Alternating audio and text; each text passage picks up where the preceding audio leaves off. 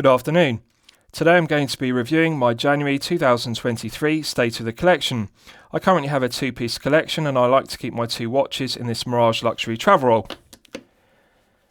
So as you can see, on the left we have my San Martin SN006G mil sub, and on the right we have my Rolex Datejust 41 reference 124300. So I'll give you the backstory to both pieces and I'll give you wrist shots of both pieces.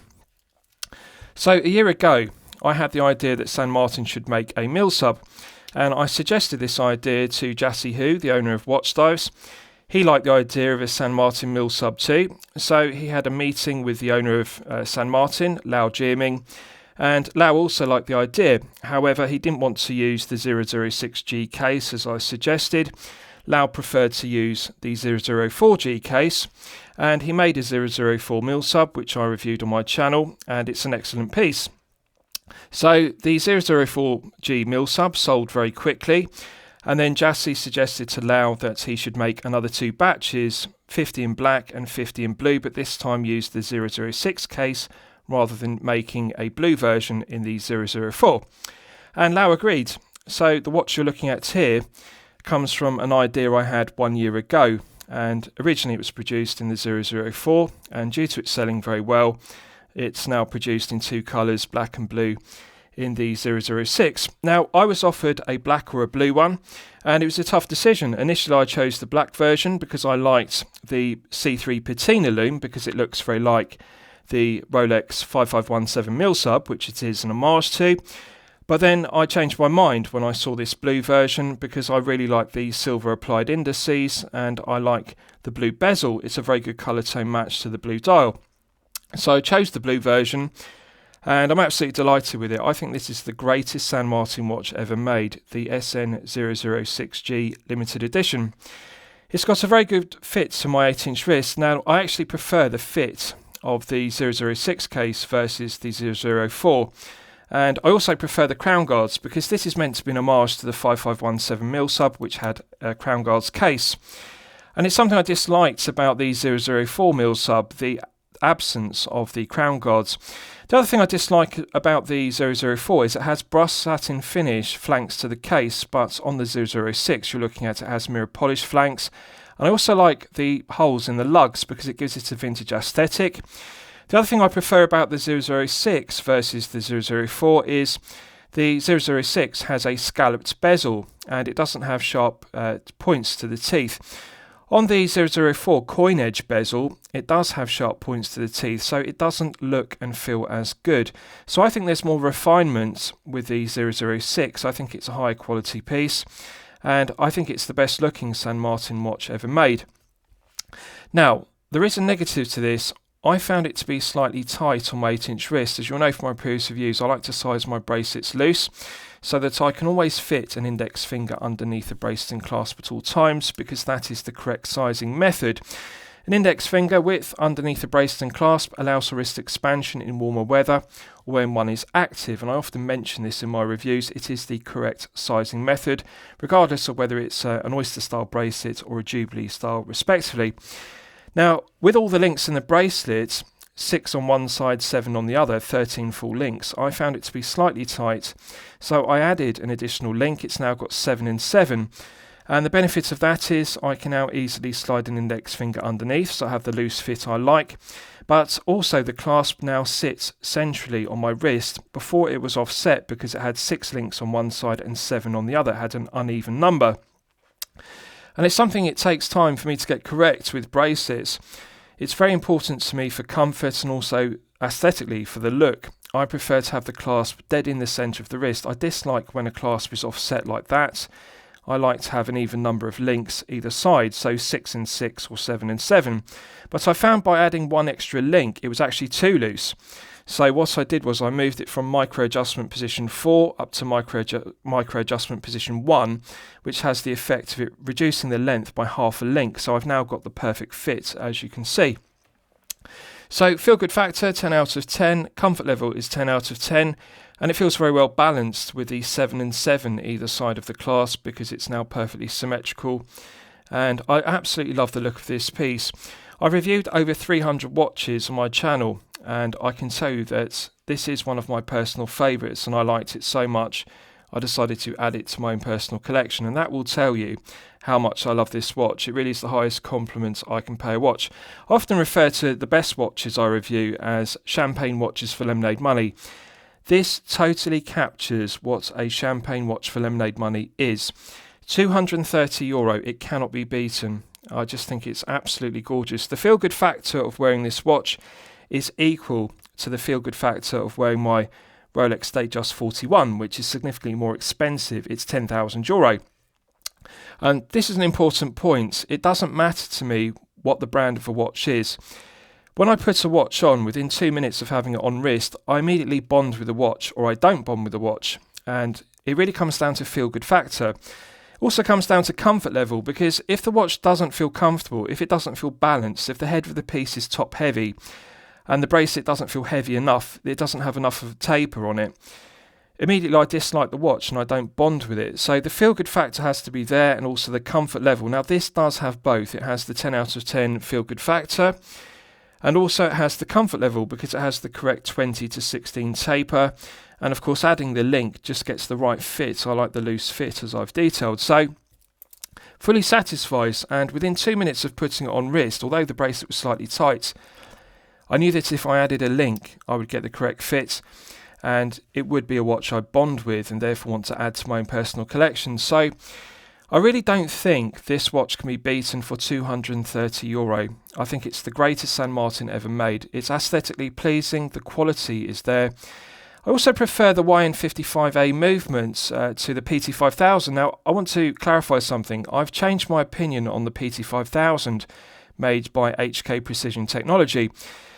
I used to always say I like the PT5000 in my reviews, and I preferred it to the NH35A and also the YN55A because it's a high beat movement. It's 28,800 vibrations per hour and a frequency of 4 Hz. So the second hand has a smoother sweep with a 4 Hz movement. With the NH35A and the YN55A, it runs at 21,600 vibrations per hour and a frequency of 3 Hz. So one gets the stutter or judder of the second hand. And from an aesthetic point of view, I prefer 4 Hz movements such as the SW200-1, the ETA 2824-2. And that was the reason why I really liked the PT5000, because I thought it's a 4 Hz sweep and it's nicer to look at, this second-hand sweeping. But I've changed my mind on it because I've, in the last 2 years, seen more reports of unreliability issues with it, especially with manual winding. The PT5000 can fail due to it not being lubricated correctly, and they also are unpleasant to manually wind, and I found that they're difficult to push the winding stem back into the movement and screw down the crown. They don't feel as easy to screw down the crown as an SW200-1 or an NH35A. This YN55A feels better. It feels smoother to manually wind than the PT5000, and it's easier to push the winding stem back in and screw down the crown because it's not as spring-loaded as the PT5000. The YN55A is the same as the Orient movements used in the Kamasu, such as the Epson caliber F6922.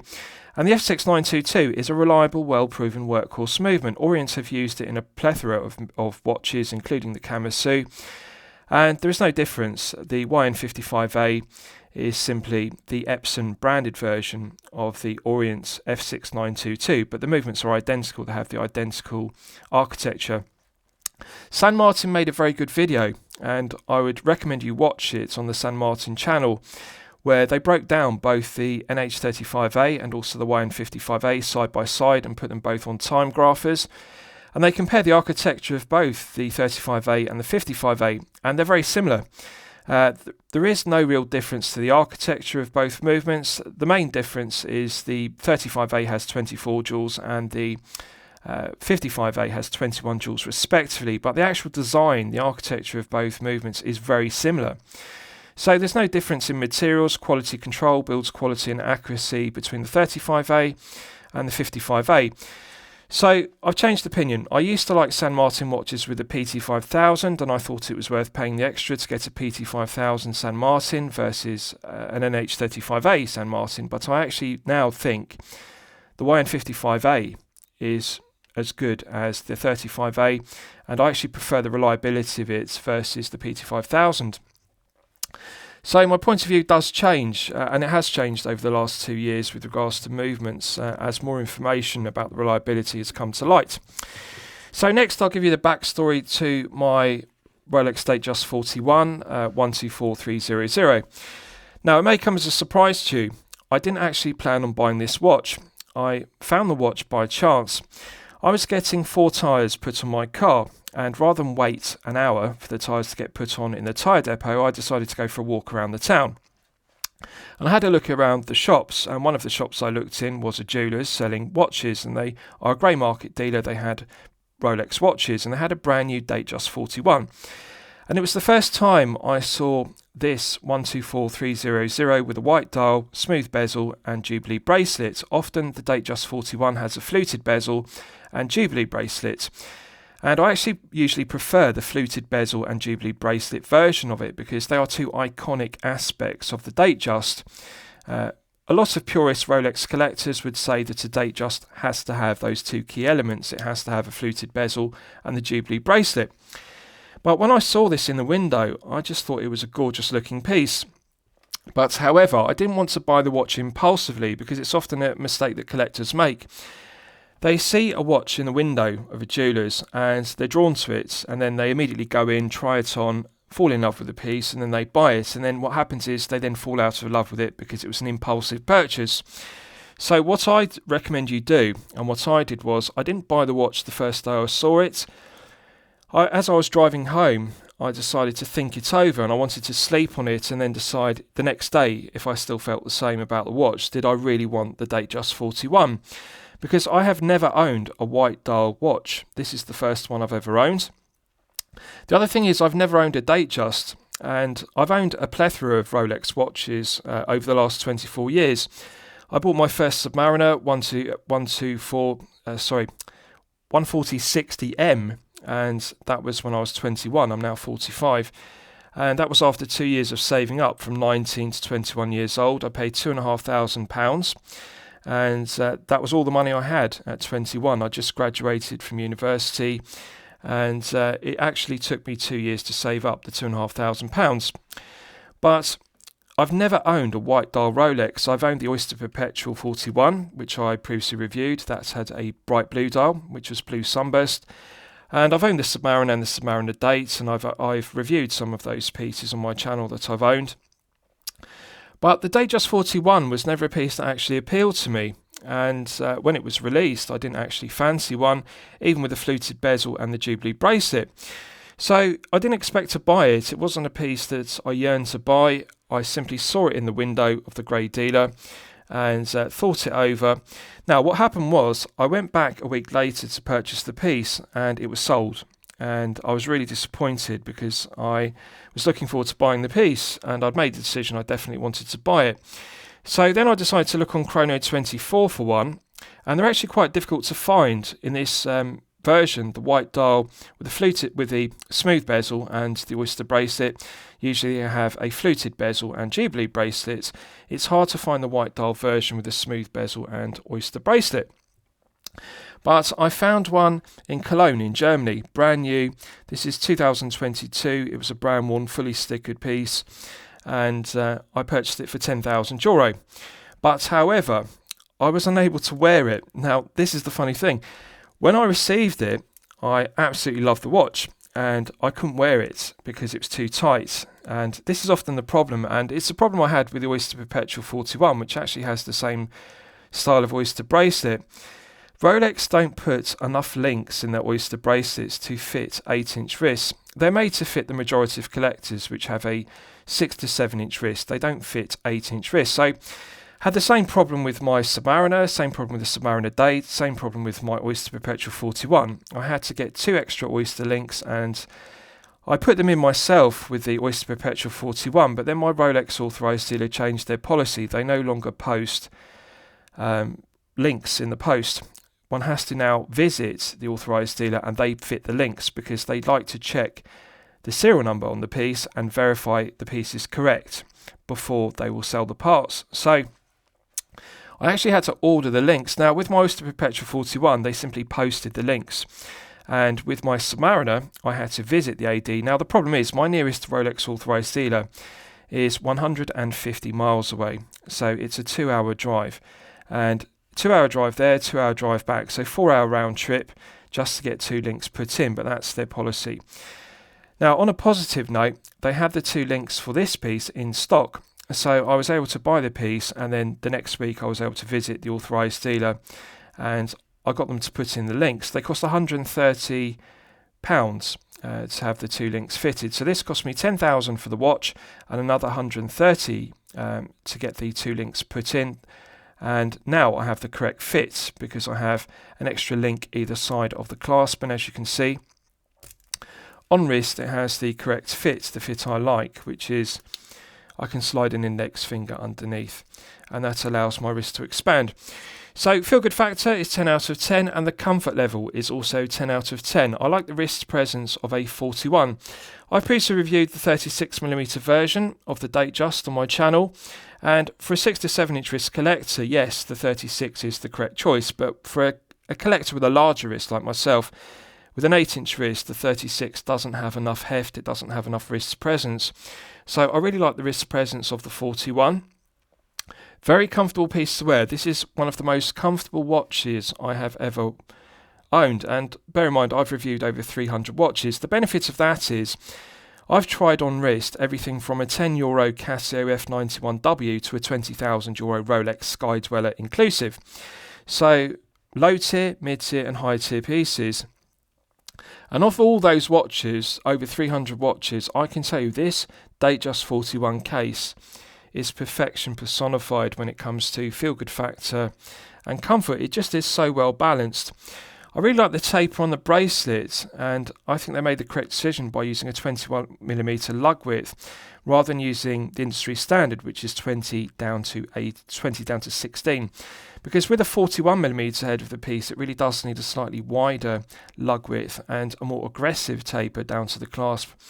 So I really like it. Now there is one thing I'd change. Ironically, I actually prefer the Oyster Perpetual 41 clasp because the coronet on the Oyster Perpetual 41, which looks the same, the coronet is engraved. Now on this Datejust 41, it's embossed, as you can see. And the coronet actually sticks proud of the clasp, and it tends to rub against desktops and tabletops. And I actually prefer the engraved coronet on the Oyster Perpetual 41. I think it's better. But that's the only difference, and of course we've got the mirror polish centre links on the Oyster Perpetual 41. They're brushed satin finish. I would like this with brushed satin finish centre links, but I actually like the mirror polish centre links on this because it complements the mirror polish bezel and the mirror polish lugs. Now there's something else I like about this, and I actually prefer it to the Oyster Perpetual 41, which I previously owned. The bezel is flat rather than being domed. It's not curved as per the Oyster Perpetual 41, and that was something I disliked about the Oyster Perpetual 41. The curved domed bezel, I always thought it would look better if it was flat as per the Rolex Explorer and as per this Datejust 41. The flat profiling to the bezel actually looks better. So there are elements of the Oyster Perpetual I prefer, and there are elements of the Datejust 41. The other thing I prefer about this white dial version is the single indices. On the Oyster Perpetual 41, it has double applied indices at 9, 6 and 3. And it spoils the symmetry. Although there is symmetry between the 9 and the 3, I think it spoils it. I think it's a cleaner look. And the earlier version, the 39mm version of the Oyster Perpetual, had single indices like this, both on the white and the black dial versions. And then when they upgraded to the 41mm version of the Oyster Perpetual, they added double indices at 9, 6 and 3. And I think it was a mistake. I think that the single indices look better on the 39mm version, and I think the single indices on this Datejust 41 look better. So two very different pieces, because we've got a mid-tier piece at 230 and we've got a high-tier piece at 10,000. But the truth is, I get the same comfort level from both pieces. This one's a 40, this one's a 41. Similar heft to both pieces. And they feel very different in terms of the movement, because this has the caliber 32-35, which is used in a plethora of Rolex pieces, such as the Yachtmaster, the Submariner Date, the Sea Dweller, and of course this Datejust. And this uses the YN55A. Now, the 32-35, of course, is smoother.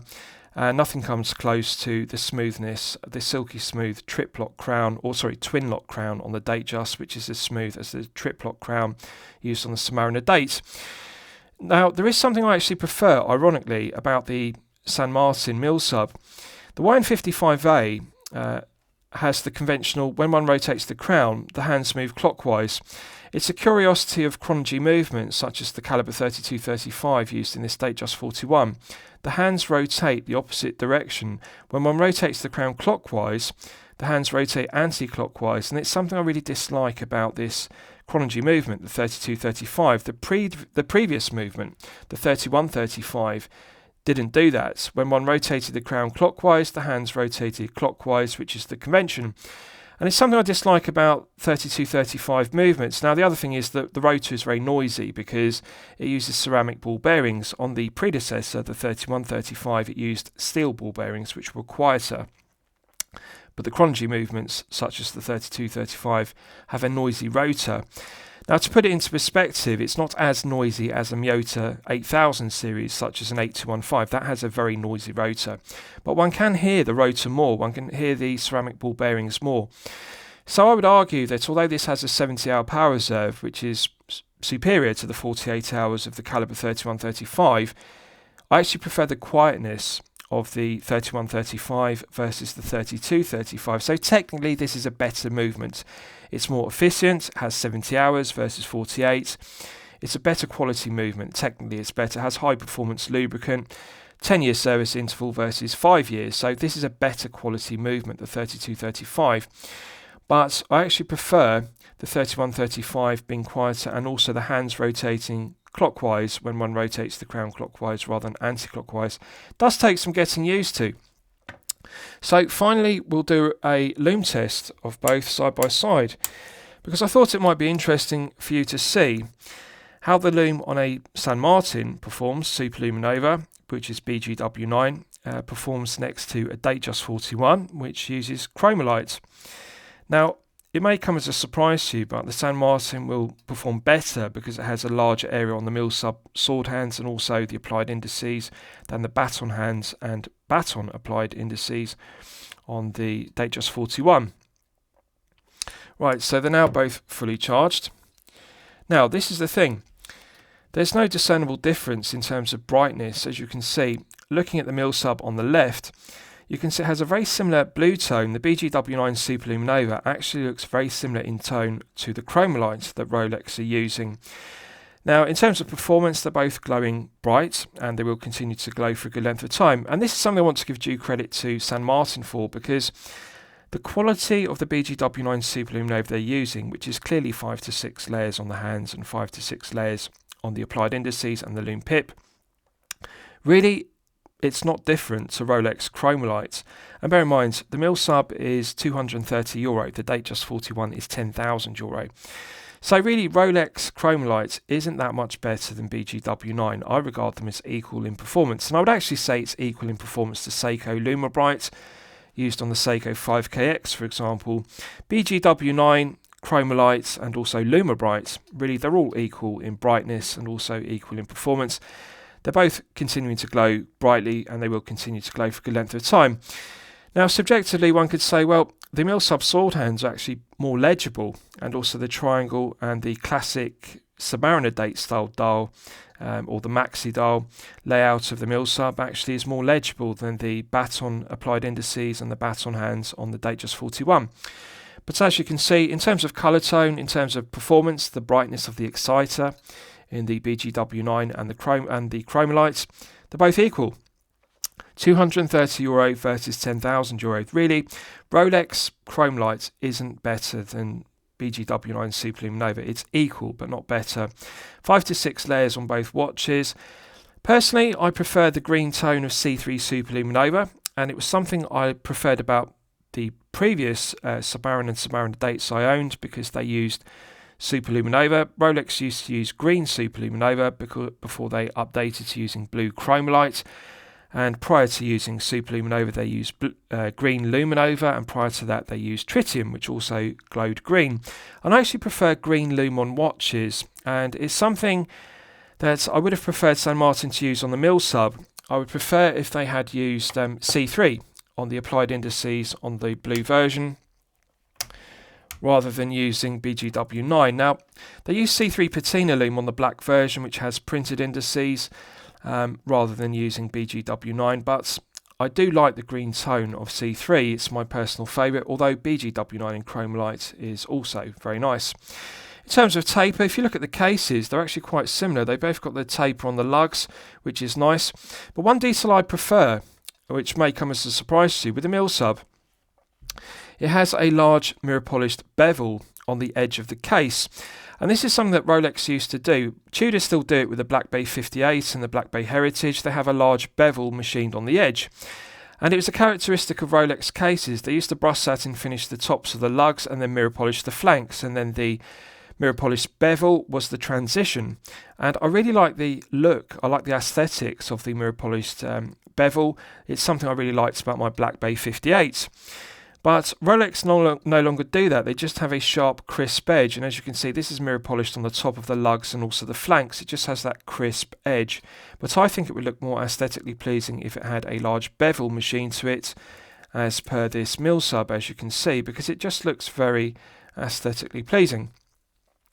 The other thing I prefer about the mil sub is it uses female pivoted end links, and the female pivoted end links give a better fit than using male end links, as per the datejust. I think that Rolex could actually improve the datejust 41 if they change from using male end links to using female pivoted end links. I think it would give a better fit, as per the Tudor Black Bay, and is something I dislike about Rolex watches, the use of male end links. Female pivoted end links always give a better fit because one doesn't get the abhorrent gap underneath the tips of the lugs and the end link in the bracelet.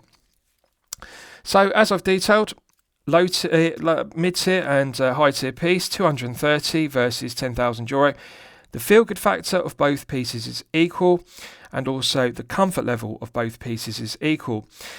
I'm not a Rolex fanboy that looks down upon collectors that own low-tier pieces such as Pagani Design or mid-tier pieces such as San Martin. I think it shouldn't matter to a collector what the brand on the watch is, whether it's a €100 Pagani Design PD1661, or whether it's a San Martin mil sub like this, €230, or a €10,000 datejust 41. The point is, you should always buy a watch because you enjoy the watch, you get feel-good factor from it, and you get comfort level from it.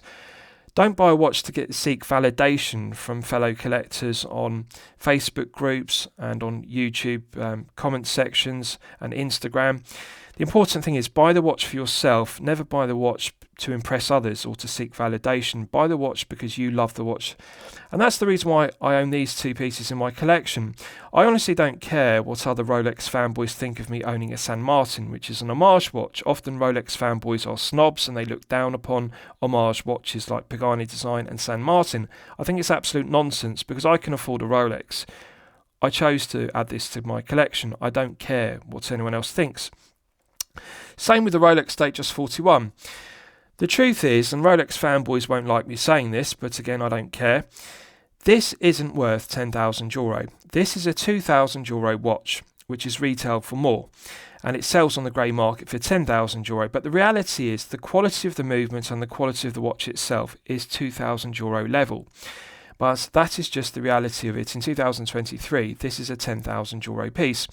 So why did I pay €10,000 for my Datejust when it's only a €2,000 watch in reality? Well, I just like the watch. That's what it comes down to. And one cannot buy this watch from an authorised dealer at retail. Buying it on the grey market is the only option. So I'm happy I paid €10,000. I would pay $15,000 for it. I would pay $20,000 for it if I had to, because I just simply love the watch. Same with this San Martin mil sub. It's €230 and I was gifted the watch by Watch Dives. Would I pay $230 for it? Yes. Would I pay $330 for it? Yes. Would I pay $430? No. But it is the best watch money can buy for €230. It is worth it. So it is a champagne watch for lemonade money. I can't say this is a champagne watch for lemonade money. it's overpriced. It's not worth €10,000. It's a €2,000 watch in reality. But I like both pieces. Of all the watches I've reviewed, over 300 watches in the last 2 years, 11 months, these are two of my personal favourites.